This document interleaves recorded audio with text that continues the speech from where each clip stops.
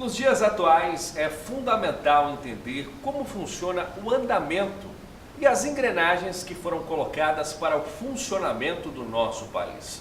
Não só a nível nacional, mas também num olhar mundial, é muito importante que a sociedade se mantenha informada e por dentro do que acontece em todo o globo. O que aconteceu no passado, muitas vezes dita o que acontece no futuro, se não ocorrerem transformações e, nesse meio tempo, justificativas concretas para que algo seja feito em detrimento sempre do progresso, seja ele no nosso país ou em qualquer lugar do globo.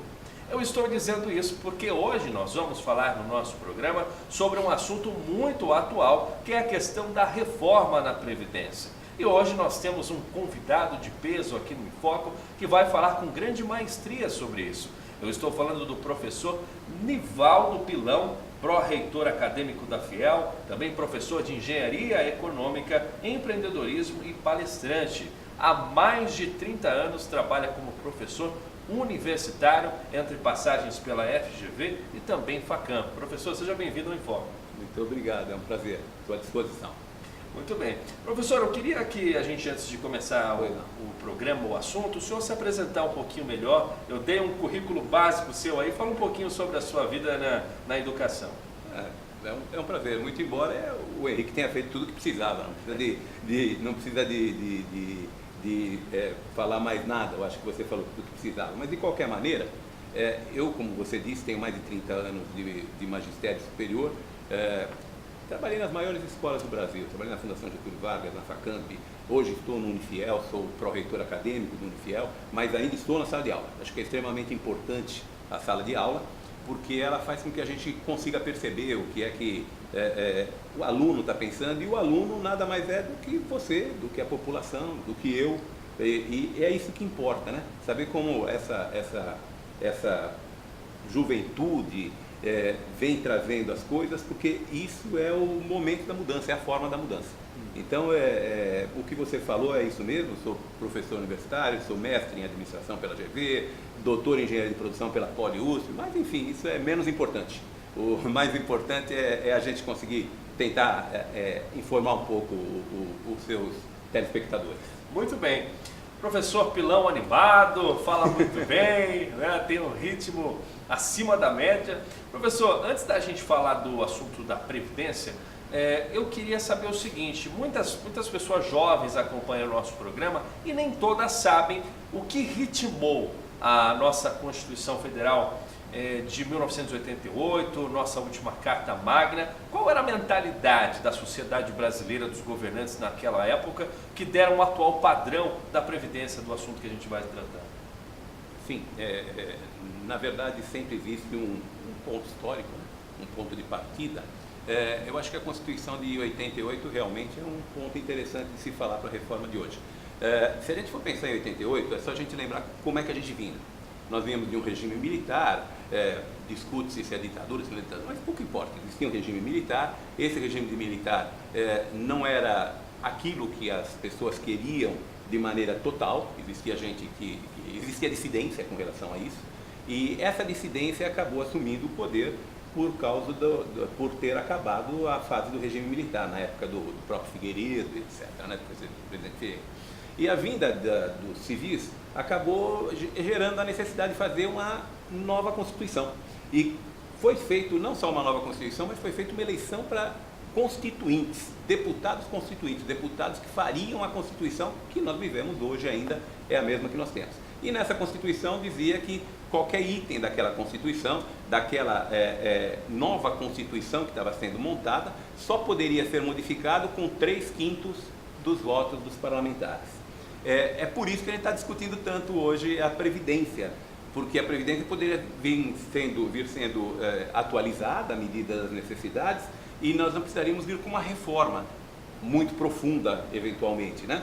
Mas é que cada vez que você quiser mexer nisso, isso é considerado um item da Constituição, e você só pode através daquilo que a gente chama de PEC, ou seja, projeto de emenda constitucional.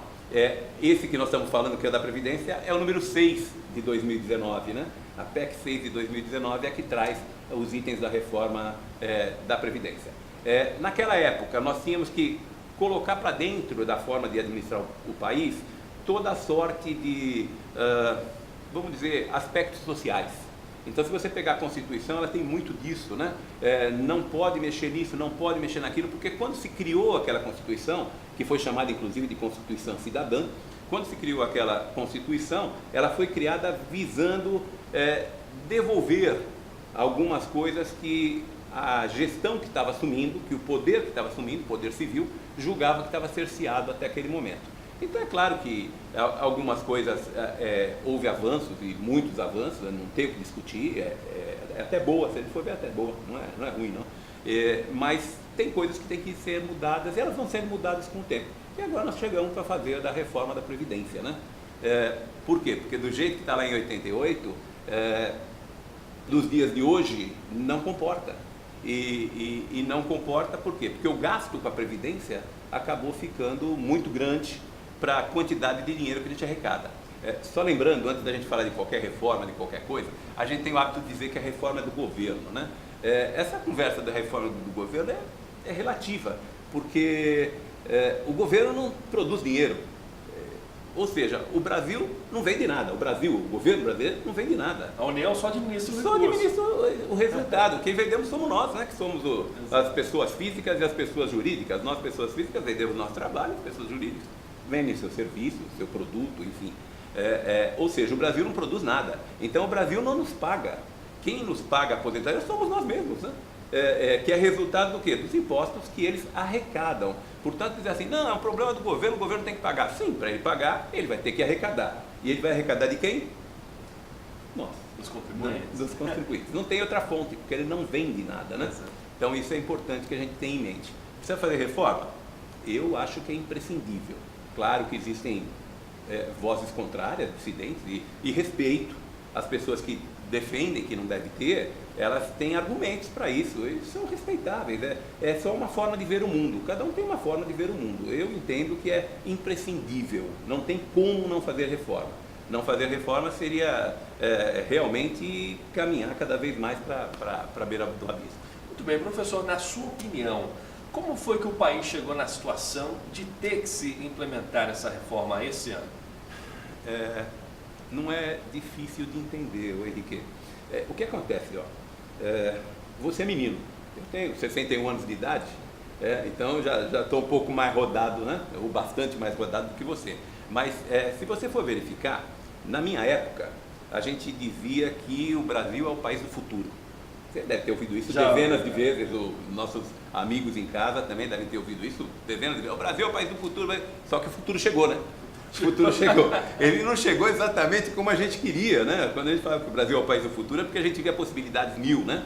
E achava que nós iríamos chegar realmente no topo com um país maduro. Não chegamos exatamente onde queríamos, mas o futuro chegou e a gente tem que dar conta dele. O que eu estou querendo dizer com isso? Se você pegar na minha época, era muito comum. Quantos irmãos você tem? Eu tenho 2. 2 irmãos. Na minha época, eu tenho 3. Na minha época era muito comum uma família com 4 filhos. Na tua época, 2 a 3. Hoje, quantos filhos nascem? Um ou nenhum? Um ou um cachorro, né? Não é isso? Ou seja, o sujeito não tem um filho, mas gosta muito de... adota um cachorro. Gasta-se muito, né? E gasta-se muito. O cachorro gasta mais do que criança, se for brincar, viu? Mas, de qualquer maneira, normalmente um filho. Quando muito 2. O que eu estou querendo dizer com isso? Se a gente pegar a questão demográfica, o que é a questão demográfica para aqueles que não conhecem o termo? É que todos os anos, infelizmente, morrem pessoas, mas felizmente nascem pessoas. Então você tem uma movimentação, né, da população. Isso a gente chama de questão demográfica. O falecimento, a mortandade contra a natalidade, né? E o que acontece é que você tinha, até essa época da Constituição, você tinha uma base grande de pessoas jovens. Então, se você tem uma base grande de pessoas jovens, você tem uma base grande de pessoas que vão entrar no mercado de trabalho e que vão contribuir para a aposentadoria de quem? De quem já trabalhou, porque o nosso regime de aposentadoria é o regime de repartição. Então, como ele é o regime de repartição, funciona como? Eu trabalho, aí quando eu for me aposentar, alguém que vai começar a trabalhar vai pagar o meu salário. Exato. Então, ele vai contribuir, né? É contributivo, repartido. Então ele vai contribuir e vai repartir comigo essa contribuição, assim como vai repartir com todos os outros que se aposentaram ou que se aposentarão. Eu contribuí para pagar do meu pai, do seu pai, e assim vai embora, né? Funciona dessa maneira. Então, um regime participativo. E esse regime participativo fazia com que os salários pagos no momento gerassem receita para a Previdência, e essa receita da Previdência pagava os salários dos aposentados, dos benefícios, as pensões, e assim vai embora, né? Acontece que essa base, que era o futuro, não é isso? Quando o Titanic bateu no iceberg, Isso, fala pra gente. essa base aqui, que era desse tamanho, o que aconteceu? Ela começou a envelhecer. E quantos filhos nascem hoje? Menos filhos. Então aquilo que era uma pirâmide, né? Se você pegar a população, ela era uma pirâmide. Muita gente na base, pouca gente no topo.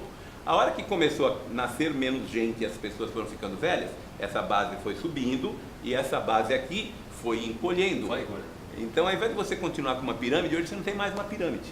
Eu usei numa outra entrevista que eu dei, eu usei a ideia de que hoje, se você pegar a pirâmide da população brasileira, ela aparenta uma pera.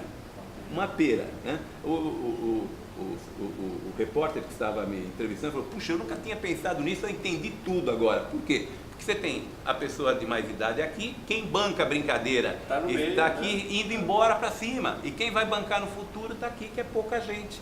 Então o que entra no mercado não é capaz de pagar. Tem razão. Quem sobe. Então a conta não fecha, né? É por isso que eu digo que eu não consigo ver como não fazer a reforma da Previdência, eu não consigo enxergar isso. Mesmo porque, se a gente for verificar também, nós temos uma outra estrutura de emprego. Se você pegar a forma de emprego hoje, a forma de emprego que tínhamos, ela é diferente. Hoje você tem muita gente na sua área, principalmente na área de jornalismo, na área de comunicações, tem muito freelancer, não tem? Sim. É muita gente. Muitos empreendedores e poucos CLTs, né? Isso, exatamente. E o cara que é empreendedor, quando ele começa, não é que ele não pague a aposentadoria, ele até paga, mas normalmente ele paga por um salário mínimo para garantir direitos, para ir contando o tempo de trabalho, não sei. Ou seja, a contribuição dele não é suficientemente grande, além da base menor, não é suficientemente grande para bancar tudo isso que está chegando lá. Então, ou a gente faz, ou a gente vai ter problema de caixa e isso não demora muito tempo.